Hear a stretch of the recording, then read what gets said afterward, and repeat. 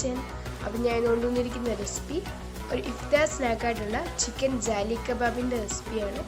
അപ്പോൾ നമുക്ക് നോക്കാം എങ്ങനെയാണ് ഈ ഒരു ജാലി കബാബ് തയ്യാറാക്കുന്നത്. അതിനു വേണ്ടിയിട്ട് ഞാനിവിടെ എടുത്തിരിക്കുന്നത് ചിക്കൻ്റെ കീമയാണ്. അതിലേക്കൊരു ഗ്രേറ്റ് ചെയ്തിട്ടുള്ള സവാള ഞാൻ ചേർത്ത് കൊടുക്കുകയാണ്. പിന്നെ ഇതിലേക്ക് ചേർക്കുന്നത് 1 ടീസ്പൂൺ ജിഞ്ചർ ഗാർലിക് പേസ്റ്റ് ആണ്. നെക്സ്റ്റ് ഇതിലേക്ക് ചേർക്കുന്നത് പാകത്തിനുള്ള ഉപ്പാണ്.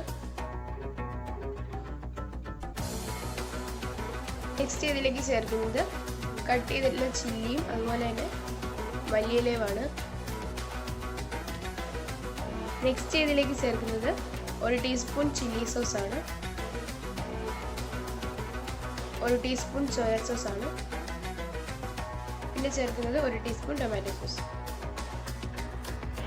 നെക്സ്റ്റ് ഇതിലേക്ക് ചേർക്കുന്നത് 1 ടീസ്പൂൺ മുളക് പൊടി, 1 ടീസ്പൂൺ മല്ലിപ്പൊടി, 1/2 ടീസ്പൂൺ ചിക്കൻ മസാല, 1/4 ടീസ്പൂൺ മഞ്ഞൾപ്പൊടി, 1/2 ടീസ്പൂൺ പെരുംജീരകപ്പൊടി.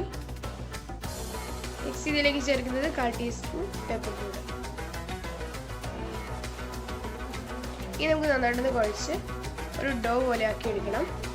എന്നിട്ട് ഇതിൽ നിന്ന് ഒരു ചെറിയ ബോൾ ഇതുപോലെ ഒന്ന് എടുക്കുക.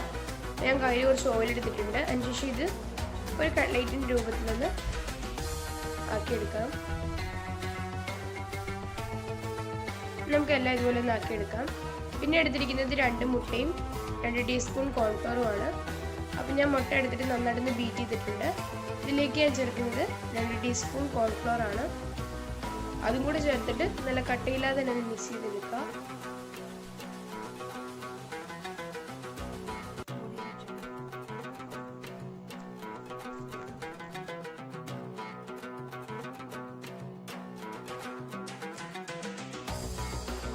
നമുക്കിനി ഓരോ ചിക്കൻ കബാബും എടുത്തിട്ട് ഇതുപോലെ എഗ്ഗിലൊന്ന് ഡിപ്പ് ചെയ്തിട്ട് ഓയിലിട്ടിട്ടൊന്ന് ഫ്രൈ ചെയ്തെടുക്കാം.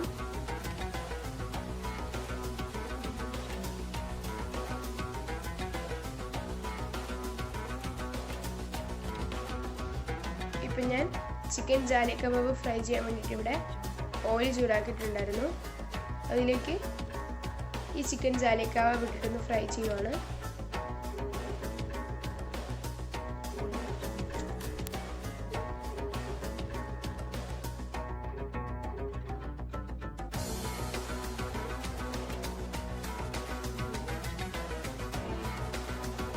ഇതുപോലെ നമ്മൾ സെൻറ്ററിൽ കുറച്ച് സ്പേസ് ഇടുക.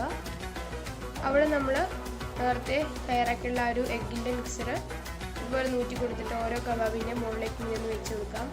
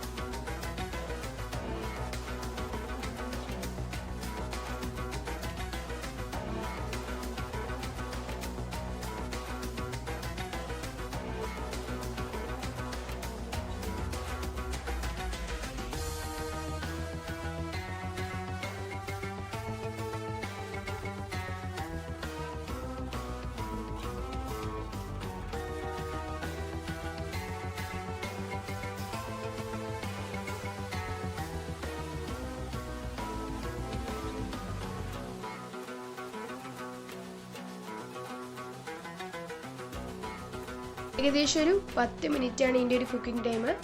അപ്പോൾ ഞാൻ ഇതെല്ലാം ഒന്ന് തിരിച്ചിട്ടിട്ടുണ്ടായിരുന്നു. തിരിച്ചിട്ടതിന് ശേഷം ഇതുപോലെ തന്നെ നമുക്കൊന്ന് എഗ്ഗ് ഇതുപോലെ നൂറ്റിയിട്ട് എല്ലാത്തിൻ്റെ മുകളിലേക്ക് ഇങ്ങനെ വെച്ച് കൊടുക്കാം.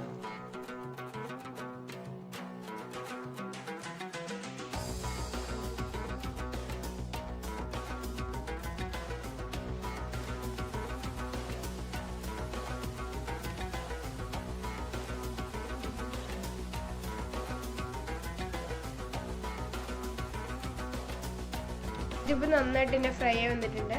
ഇനിയിപ്പോൾ നമുക്കിത് എണ്ണയിൽ നിന്ന് കോരി മാറ്റാം.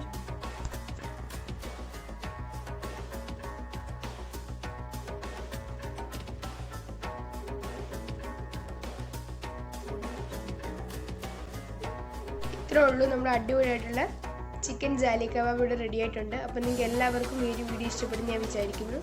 അപ്പോൾ നിങ്ങൾക്ക് ഈ വീഡിയോ ഇഷ്ടപ്പെട്ടാൽ തീർച്ചയായും ലൈക്ക് ചെയ്യുക, ഷെയർ ചെയ്യുന്ന ചാനൽ സബ്സ്ക്രൈബ് ചെയ്യുക. സബ്സ്ക്രൈബ് ചെയ്യുമ്പോൾ തൊട്ടടുത്തുള്ള ബെല്ലൈക്കൻ കൂടി ഒന്ന് പ്രസ് ചെയ്യുക. അതിൽ ഓൾ എന്ന ഓപ്ഷനാണ് ക്ലിക്ക് ചെയ്യേണ്ടത്. അപ്പോൾ ഞാൻ പുതിയ വീഡിയോസ് നിങ്ങൾക്ക് ഉടനെ നോട്ടിഫിക്കേഷൻ ലഭിക്കുന്നതായിരിക്കും. Thanks for watching.